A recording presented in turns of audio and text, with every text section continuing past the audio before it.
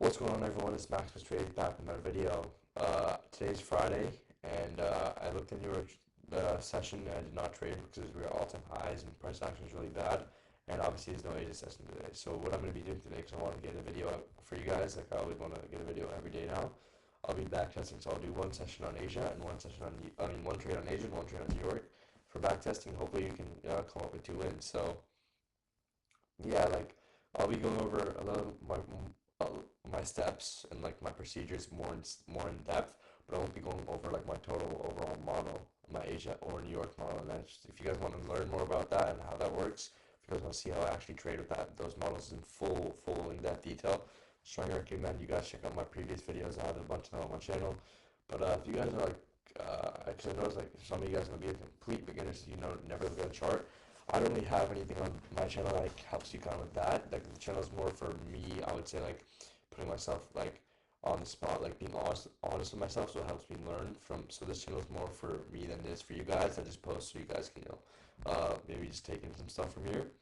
But yeah, if you like, there's like YouTubers like Trades by Sai, like there's a bunch of YouTubers you'll see like they have these like free like beginner uh, like courses. I want to say courses, like the free course on YouTube. If you guys never looked at a chart before, just check it out. If you guys have like no clue what I'm doing, just check it out. But if you guys want more model, understand what I do, how I trade, you can check out my previous videos. But yeah, so let's go. Hopefully we can get this one. Keep it a real quick video. It's pretty tired, but we're gonna do one trade New York, one trade Asia. So we're gonna go right up to New York Open, which is right now. So we'll mark out London lows. Sorry. So in New York, I'm looking for that key level to be swept. So previously highs up here. It looks like we already took out London and Asia highs right here. I'm curious to see whether we have an SMT or not. We have London lows down here, and we haven't taken out Asia highs. So we have Asia highs up here for grabs. So I think that's something to keep note of. That could be a good draw on liquidity for us if you want to see about New York lows to the downside. They can be upside. Maybe something like that. Wait, let me check. S&P. So right now we're above those highs on Nasdaq. We haven't closed above Asia high though. Yeah, it's like the same on Nasdaq, so nothing deep. And most of the time I'm always trading Nasdaq. It's my more preferred index, unless I have a clearly better setup on the S&P. I always prefer to trade Nasdaq just because I like the price action a lot better, and it's easier with contract. It's easier to work with in terms of contract sizes. It's more simpler because S&P like it really changes. So yeah. So let's hop on 30-minute key levels, unfilled gap, kind of filled, no, filled gap down here, so 30-minute not too deep, 15-minute, we did take a London high, so I'm curious to see if you have an S&T on the 5-minute, because here we have London high swept, and we have these two relative equal highs, so I want to see if you have an S&T here, because I can look for a continuation down. You have an S&T right here, so I want to make note of these highs on the S&P 500, so we can see this high over here has closed below this high over here, and we can see on Nasdaq we have this high closing equally with this high, right? So, and then to make note, we have these London highs, so my key level here, and it's been swept out by these highs. These highs have swept out these London highs. So what does that tell me? One, we have liquidity, we have a key level being hit, or a liquidity sweep to the sell side, and we have a 5-minute bearish S&T. So that's my key level being hit, and my confirmation comp was. Now I'm looking for a bearish, now for continuation. So we see a bearish, 5-minute bearish FEG here. Plus we see this candle, this 5-minute candle, because 9:30, this 5-minute candle has come up, drawn on, and respected this 1-minute, 5-minute gap, which gives me good looks for my continuation. So if I see a 1-minute continuation, I will take it down to these pre-market highs, and we haven't taken out London lows yet. So pre-market lows and then London lows. That's what I'll target. So if I see good 1-minute continuation, this looks like a really good trade right off market open. We have no news as well, which works better in our favor. So let's check the 1-minute. Now we had news, but it's pre-market, so that works good for us as well. So let's check this out real quick. It's 1-minute confirmation. Yeah, there we go. Negative displacement. So we didn't see about New York lows, but I still think we can go down. I'm gonna put my thing right here. I still think we want to take London lows out. I can't lie. So it's really kind of volatile, I guess, but it's fine. I'm gonna go here. There's not really a trade I would take typically on my New York model. It's a 1-to-1, like that's really rare for me, but I really think this is gonna work because we want to take a London lows. We're so bearish in market open. I think we want to take this shit out. There we go. So we hit this London one pretty clean.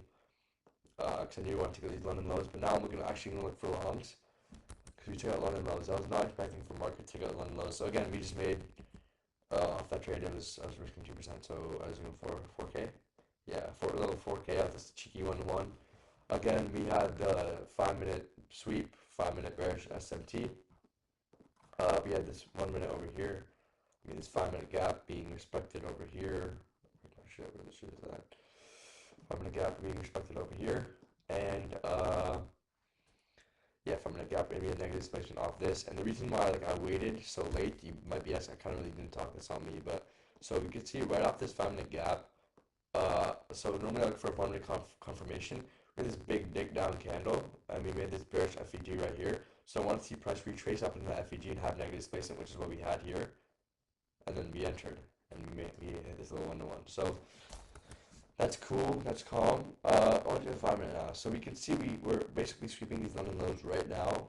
We're probably going to take out these Asia lows right here. So we're probably going to go down this level. I want to see what the S&P's at right now.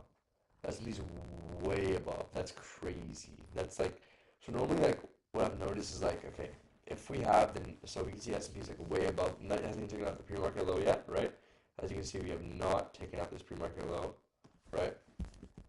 And the NASDAQ has just taken out this pre-market low, right? So it's a bullish indication, first of all. But another thing I've seen is that if an index dumps this much and we take out London lows as well, or we take out lots of lows, I've seen that the market sometimes what it does is despite being a bullish sign that this is trading a lot higher, this market is just, I guess, is just lagging, and eventually it will dump as well. So it could be a bearish conflict. It could be bearish as well. So this is not you can't just look at this situation and be like, oh look, we're all the way down here on Nasdaq, we're already at London lows, but on the S&P we're just above here. So it's obviously going to go so much higher. It's the biggest S&P ever.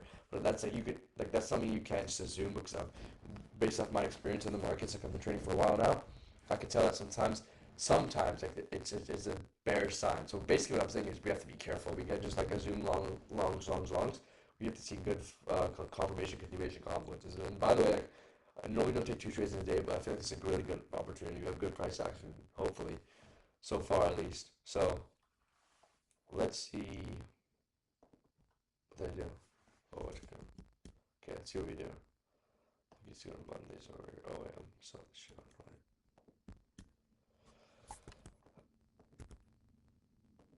Okay, so let's see what we do now. Right here. So we have these lows. Looks like we do end up continuing lower. Okay, wait. Lucky we came up here. Made a bullish candle. Found the candle, and it closes like this. So that's pretty good. As long as we didn't take out the lows on that S&P, we're fine. And we didn't. We took it for pre-market lows. That looks really good for us in longs. So let's mark out the 5 minutes. This is more like a trade out typical model reversal. Mark out. So we have a 5-minute copper sweep, a key level being hit, so London lows being taken out. 5-minute confirmation with the SMT. Now we're looking for a 5-minute retracement to bearish equilibrium. We just have this right here. Equilibrium retrace. Let's go down to the 1 minute, and we have the equilibrium retrace. We can see. So we're looking for 1-minute confirmation. So I look, you want just a break of structure to the upside, so it kind of close above here, and I'll enter. That'll be calm. Okay, so that kind of got inverted right there, so that's not good. We don't like this whole 5-minute equilibrium is inverse now. And we dip lower. Do we got S&P still? As long as S&P still holds up, we're still bullish. We're still looking bullish. We need to get bullish market structure on that time frame though. So as you can see, we come back up here. I'm looking for 1-minute confirmation right here. Here's calm. We found a break of structure. 1-minute confirmation, so that's our 5-minute break of structure. 1-minute confirmation right here. So it's good. I'm gonna target this right here. Stops below right here, below here. 5-minute. I'm targeting first of all these highs up here, as well as Asia highs. So 2.7R. Go break even at probably this FEG over here. So let's see how this rolls out. So it's going up, a little chop maybe. Go up, oh, we go down. Oh, reversal. And eventually we do get stopped. So it was a really weird kind of trade. That's not the 1-minute confirmation. We lost 2K there, so we basically lost what we made in the morning. But one win, one loss, break even on your session. Not too mad about that. Uh, what went wrong here? I'm not sure. Uh, I guess it was just too choppy for us. We should have entered. We already hit that trade, so I'm not really mad at this as a trade. I would take all day in my model, so nothing too crazy. So just whatever, it's whatever. So that's two good examples of like how I could trade one win, one loss. Totally fine with that. Let's go to Asia session now. So let's go to 7 p.m. Eastern. All right, perfect for 7 p.m. Look at our key levels. So we have untaken highs up here and untaken Euro lows down here. The hourly unfilled gap over here. Okay, we just filled it, so we don't really need to mark that out, I can't lie. 30-minute, now I have an unfilled gap, so I might just take shorts down to this 30-minute unfilled gap, to be fair. I don't mind that. If I see 1 minute confirmation, I'll probably take shorts down here. And maybe even these New York lows, I don't know. 15-minute unfilled, 15-minute FUG, so I want to go up, fill it, come back down. It's like, my Asian model is really just fair value gaps, I can't lie. Fair value gaps and like, bro, it's really just fair value gaps, I can't lie. So, 5-minute FUG, like, Asians, you have to be like super straightforward and direct. And it's always like, it's weird, Asian's weird. You get used to it, and it's really just like, it's really simple. But you have to be really disciplined. So if I see 1 minute confirmation to the downside, I'm taking shorts down to these lows, I promise you. Close, okay, wait. I don't like that. I don't like that. We inverse 5 minute, okay, wait. Median displacement. Bro, okay, wait. So we're trading here. On the 1 minute right now, I just wanted to see so we had decent price action. We're pushing up. Might want to fill this 15-minute gap real quick. What if you have SMTs though? We do. So here we have these lows down here and this high up here, but on the Nasdaq we have basically trading on these highs. So it looks pretty bearish. If I have 1 minute bearish confirmation, I'll take shorts. If we have like a bearish FEG like this, and we go down here, we might just take this, I can't lie. Unless we have a bearish, be a bullish SMT. See if we have a bullish SMT, I'm probably looking for longs. No, we don't. So I'm probably gonna take this short, I can't lie. Just continuation, that's a continuation shit. Wait. It's a sketchy candle though, I can't lie. I might just like go like right halfway through this candle, like right here. Whoops. I'll target halfway through this hour. Oh wait, I'm taking 30, you said? Right. Unfilled 30 gap, take it to halfway point of this unfilled 30 gap, and it's called the consummate encroachment, so the halfway point of refugees is normally what I target.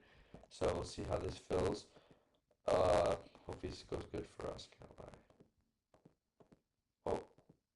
Oh no, might get stopped. There we go, we got stopped. Fuck, okay. But 1 win, 2 losses, not good looks, I can't lie. Wait, but let's check. 1 minute. I still want these shorts. I still want to take out this gap. We do end up taking the gap, and we do end up going lower. So we were right discretion wise. End up going lower through the gap. So I think it's just unlucky. The first unlucky execution. That's pretty bad. I think my entries were pretty bad, but my overall discretion was good. I feel like my discretion was really good in the first New York trade. So 2 losses, 1 win. Not the best backtesting session. I can't lie. Yeah, there's bad looks for me, like bad entries for me, but good discretion. So I guess we know what to improve now. Precise entries, better entries, I guess, because we were like, it's gonna go down through this gap, and it did. And then on New York, we were like, it's gonna go up, and it did end up going up. We just kind of got stopped out before. So 2 situations where we got stopped out, we were liquidity, and the market just used us and went in the same direction we predicted to go.